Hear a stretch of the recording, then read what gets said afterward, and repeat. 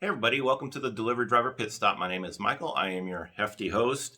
I hope everybody's having a great, what is today? I think a great Tuesday out there. Hope your new year is going great. Hope you're staying healthy.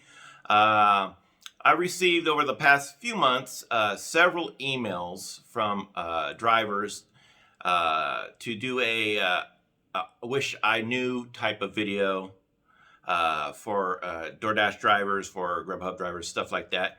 And I thought I'd take the opportunity since it's a new year to do it. And since the pandemic has been going on, a lot of people's lost their jobs. We had a whole bunch of new drivers out there that are coming into our ranks. A lot of new Doordash drivers, a lot of new Grubhub drivers. And with that, there has been a lot of craziness happening. A lot of rude drivers out there, a lot of videos that went viral. And I decided I want to make a video. Things as a new driver, 6 things as a new driver you should do. Things I wish I would have known as I'm no longer a new driver, obviously. I've been doing it for a couple years. But things now that I've done it for 2 years, wish I would have known. I'm going to talk to about each one, and hopefully this makes all these new Dashers out there, all the new Grubhub drivers out there, everybody in general, hope it makes your job easier out there for you. So here we go. I wrote them down because I'm old and I can't remember. Number one, know how to use the app. I know it sounds silly, but before you go out and do DoorDash, before you go out and do Grubhub or Amazon Flex, or know how to use the app. Each one of these companies has a ton of resources with videos, etc., on how to use the app. As many of you know, my girlfriend is a general manager of a major food chain across America, and DoorDash is their primary third-party app for delivering. And she's told me that she can't remember the amount of times that DoorDashers have come in and do not know how to use the app, and they're asking her and others how to use the app, and she has no clue how to use the app. Others have no clue how to use the app. She says she's contemplated calling me at home and asking me to help drivers while they're there go through the app, and this is a no-no. For one, restaurants are busy, and two, time is valuable. So make sure, I know it sounds silly and it sounds elementary, but the number one, make sure you know how to use the app before you go out and deliver. Number two, do not open food packages under any circumstances. I've talked about this in previous videos, especially in California. Now they're putting tamper-proof stickers on all food to prevent food contamination. Drivers out there testing the food, opening the food. Once the food is sealed, do not under any circumstance open it with your hands. Just period. Leave it alone. If the order is wrong, that is not on you, the driver.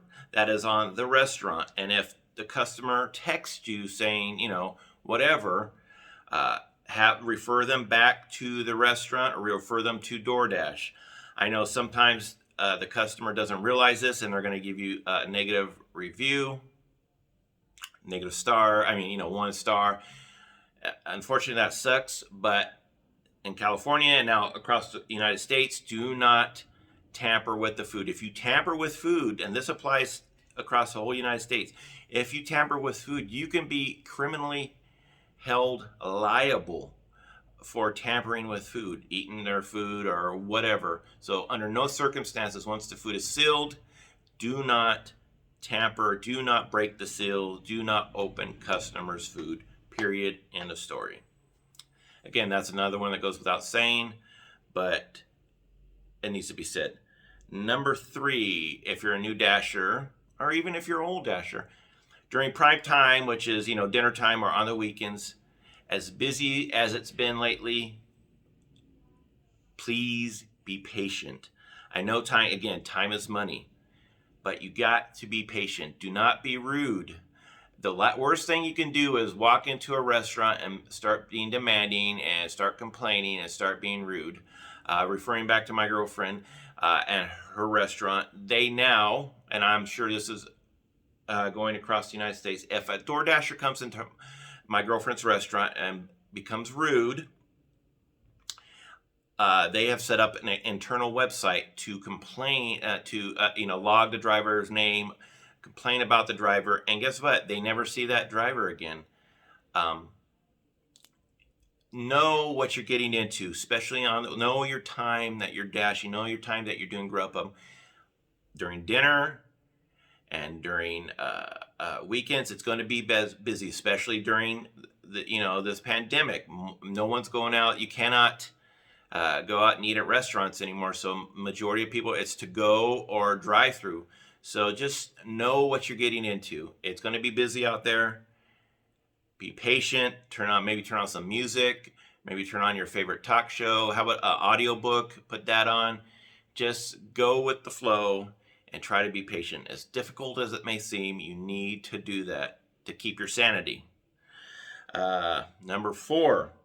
I know this is going to sound crazy, and I might get some pushback from this. Do not multi-app. I know you're having a lot of people say, I multi-app.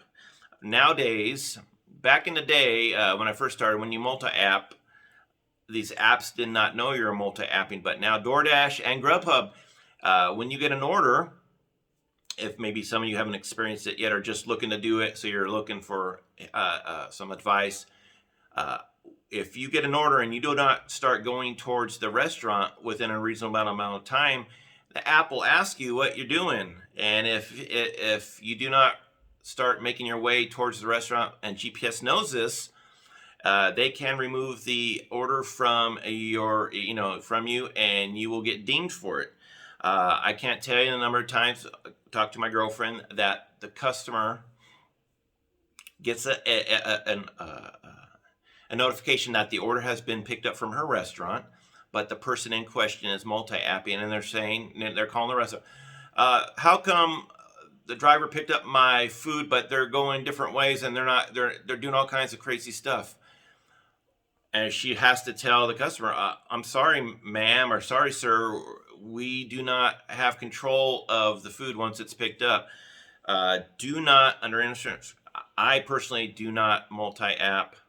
Like I said, back in the day, you used to be able to get away with it fairly easy without much to do about being removed. Now with GPS and now with these apps updating, they know exactly where you are at all times, and if you pick up the food, you flag that you've picked up the food and you're not making your way towards that customer in a reasonable amount of time, and you're going to another restaurant, or it's going to know that, and it will ask you what the heck you're doing. And if you don't make it in a reasonable amount of time, you're gonna get dinged on it. Especially DoorDash is real famous for dinging, but now Grubhub as well is gonna ding you if it thinks you're multi-apping.